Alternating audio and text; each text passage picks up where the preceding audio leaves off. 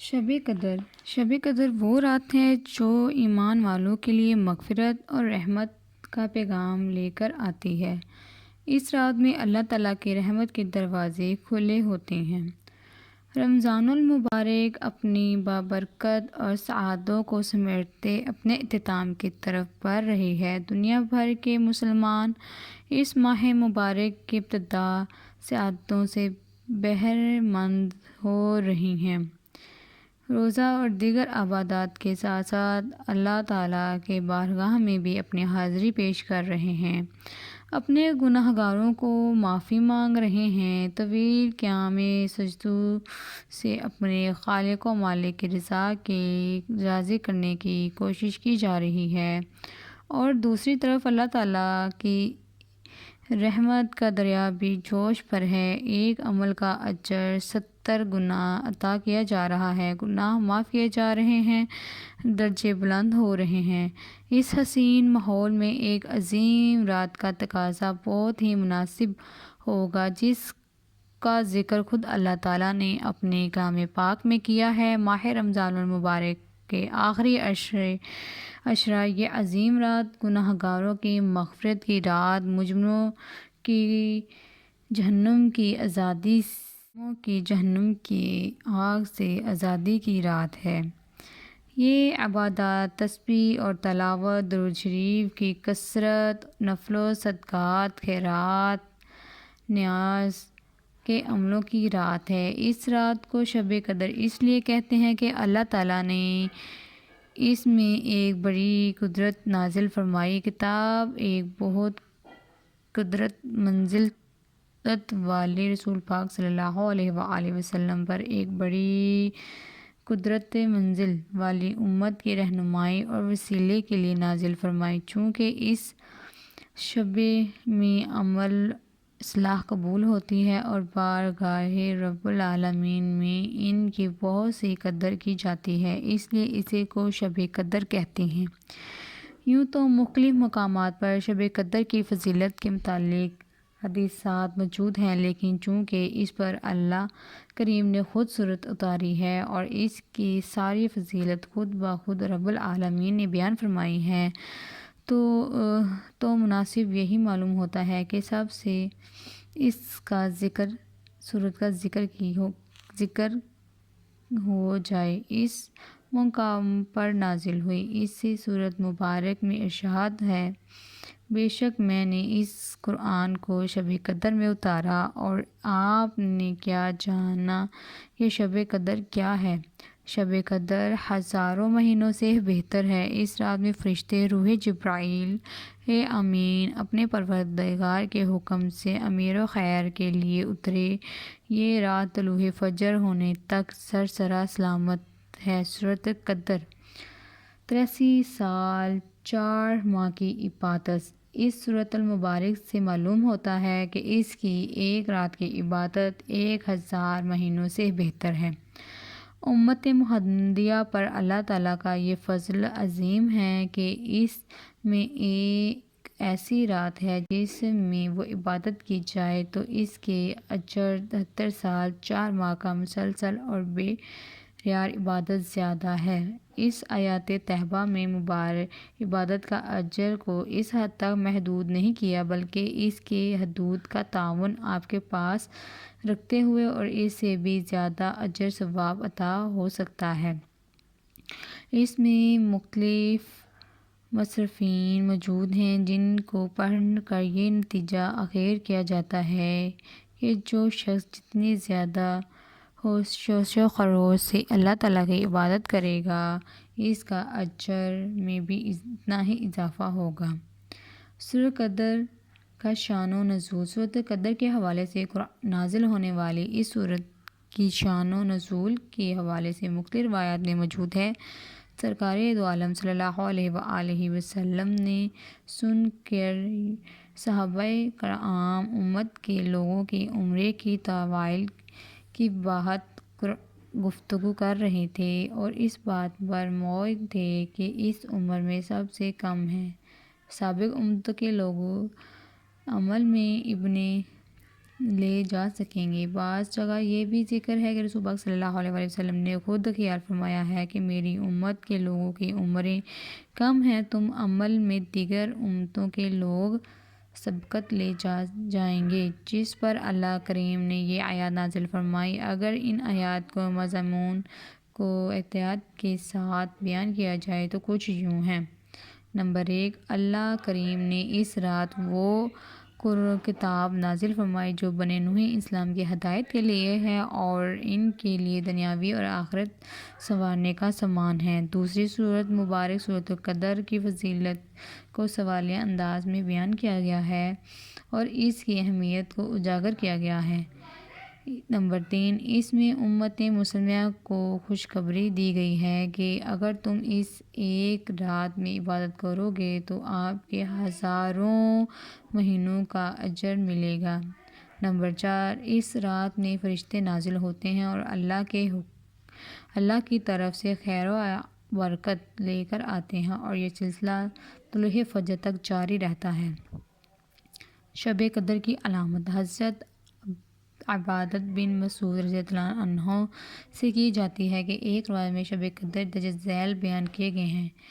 رات چمکدار اور صاف ہوتی ہے، نہ زیادہ گرمی ہو نہ زیادہ سردی، بلکہ خوشبودار ہوتی ہے۔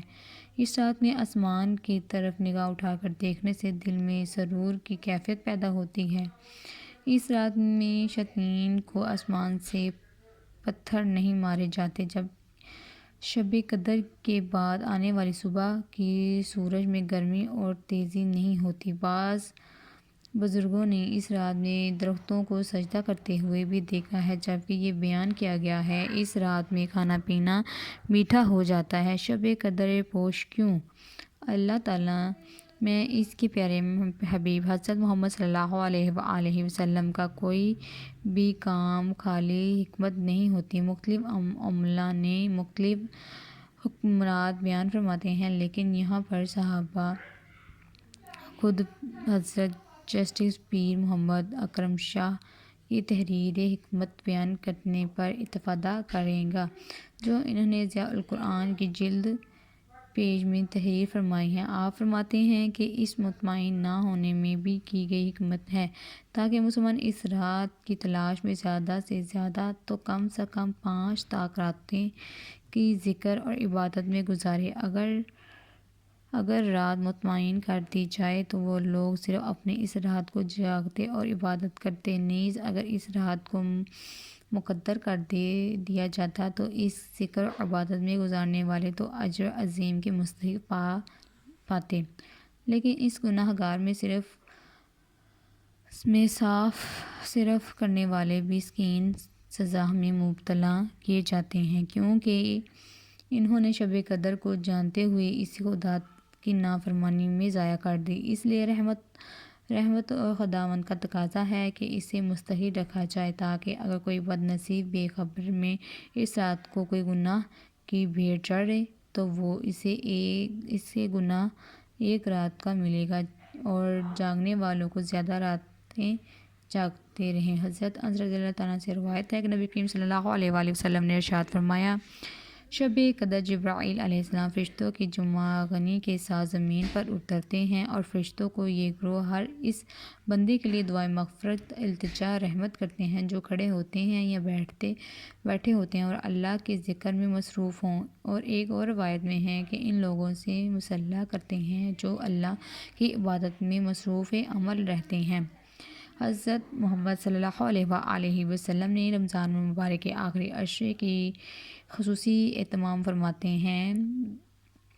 بخاری مسلم میں حضرت عائشہ رضی اللہ تعالیٰ عنہا سے روایت ہے کہ رسول پاک صلی اللہ علیہ وآلہ وسلم یہ سے معلوم ہوتا ہے کہ جب آخری عشرہ شروع ہوتا ہے تو آپ تحقیق باندھ لیتے، راتوں کو ذکر سے زندہ کرتے اور اپنے اہل و عیال کو بھی جگاتے۔ حضرت سید رضی اللہ تعالیٰ عنہ سے ایک روایت میں ارشاد ہے کہ رسول صلی اللہ علیہ وآلہ وسلم جتنے مجاہدین رمضان المبارک کے آخری عشرے میں کرتے اتنے کسی اور عشرے میں نہ کرتے۔ بخاری مسلم کی ایک اور روایت میں ہے کہ رسول پاک صلی اللہ علیہ وآلہ وسلم نے فرمایا، جو شخص ایمان کے ساتھ ثواب کی نیت سے شب قدر میں قیام کیا اور اس سے سابق گناہ معاف کر دیے جائیں گے۔ ابن ماجہ کی ایک روایت میں ہے کہ رسول پاک صلی اللہ علیہ وآلہ وسلم نے ارشاد فرمایا، جو مہینہ تم پر آیا ہے اس میں ایک رات ایسی ہے جو ہزاروں مہینوں سے بہتر ہے۔ جو شخص اس کی سعادت حاصل کرنے سے محروم رہے وہ بلا محروم رہا۔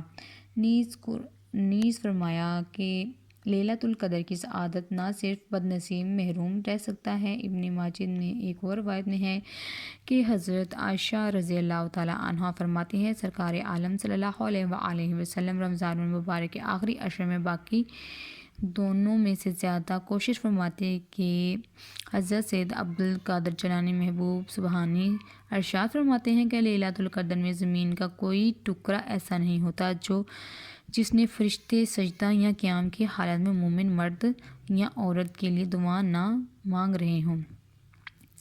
حضرت جبرائیل علیہ السلام زمین پر اترتے ہیں، تمام مومنین سے مصالحہ کرتے ہیں، سلام کرتے ہیں اور ان سے کہتے ہیں، اگر تم اس سے اطاعت گزار ہو تو تم پر قبولیت اور احسان کے ساتھ اسلام ہوتے، اگر تم گناہ گار ہو تو تم بخشش کے ساتھ سلامت ہو، اگر تم سو رہے ہو تو تم پر رضا الہی کے ساتھ سلام ہو، اگر تم قبر میں ہو تو تم خوش اور خوشبو کے ساتھ سلام ہو۔ شب قدر وہ رات ہے جو ایمان والوں کے لیے مغفرت اور رحمت کا پیغام لے کر آتی ہے۔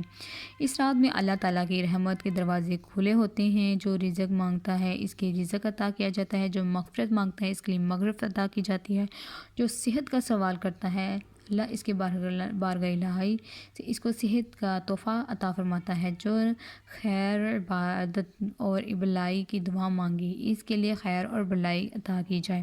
اگر کوئی بے اولاد اس عظیم رات میں اولاد کے لیے دستک سوال دراز کرتا ہے تو اس کی اولاد کی دولت سے مالا مال کیا جاتا ہے۔ یہ وہ عظیم رات ہے جس میں اللہ تعالیٰ اپنی شان کے مطابق جلوہ گر ہوتے ہیں اور دوسری طرف فرشتے روحیں زمین پر گلی گلی ہر کوچے میں پھیلے جاتے ہیں۔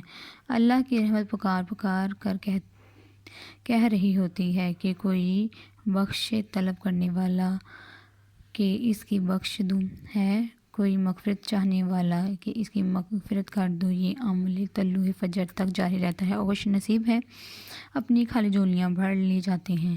جبکہ شب قدر اس اصل رات کا قیام یعنی نماز ہے۔ اس رات کو جتنے ممکن ہو سکے قیام کرنا چاہیے، اللہ کی بارگاہ میں کھڑے ہو کر فرض نفل نماز ادا کرنی چاہیے۔ اس رات کے اندر بندہ مومن کو چاہیے کہ وہ خود توبہ استغفار کرے، اپنے سبیرہ کے رہے گناہوں کو معافی طلب کرنے اور اپنے لزش انداز کا اظہار کرے۔ سورۃ قدر کی خاص دعا اس عظیم رات کے ہر گھڑی قبولیت سے مالا مال ہوتی ہے۔ ہر لمحہ اللہ کریم کی توجہ اور رحمت کا دریا جوہ پر ہوتا ہے، لہٰذا ہمیں پورے ذکر و شوق کے ساتھ دعا مانگنے کا اہتمام کرنا چاہیے۔ مان المومنین حضرت عائشہ رضی اللہ تعالیٰ عنہا سے روایت ہے کہ میں نے اللہ کے پاک محمد کی خدمت میں عرض کی، یا رسول اللہ صلی اللہ علیہ وسلم، اگر مجھے طاق رات نصیب ہو تو میں کیا دعا مانگوں؟ تو حضور اکرم صلی اللہ علیہ وسلم نے ارشاد فرمایا، یوں دعا کرو، ترجمہ، اے اللہ تو بے شک معاف کرنے اور رحم کرنے والا ہے، معاف کرنے والے کو پسند کرتا ہے، ہمیں بھی معاف فرما۔ ایک جمع دعا یہ ہے جو ایمان مومنین کے ذریعے رسول پاک صلی اللہ علیہ وسلم نے خود تعلیم فرمائی۔ شب قدر کا غالب مقام، بعض صوفیاء کرام کو یہ بھی فرمایا کہ شب قدر سال گزرتے ہیں، لہٰذا حدیث مبارک کی روشنی میں یہ بھی وضاحت ہے کہ شب قدر رمضان المبارک کی آخری طاق راتوں میں پائی جاتی ہے، اور غالب گمان یہ ہوتا ہے کہ 27ویں رات کی شب قدر ہے، لہٰذا ہمیں رمضان کے آخری عشرے کی طاق راتوں کو جاگ کر خصوصی اہتمام کرنا چاہیے تاکہ اللہ کی رحمت سے مستحق قرار پائیں۔ اللہ کریم اور رسول پاک صلی اللہ علیہ وسلم کے عمل کرنے کی توفیق عطا فرمائے، آمین۔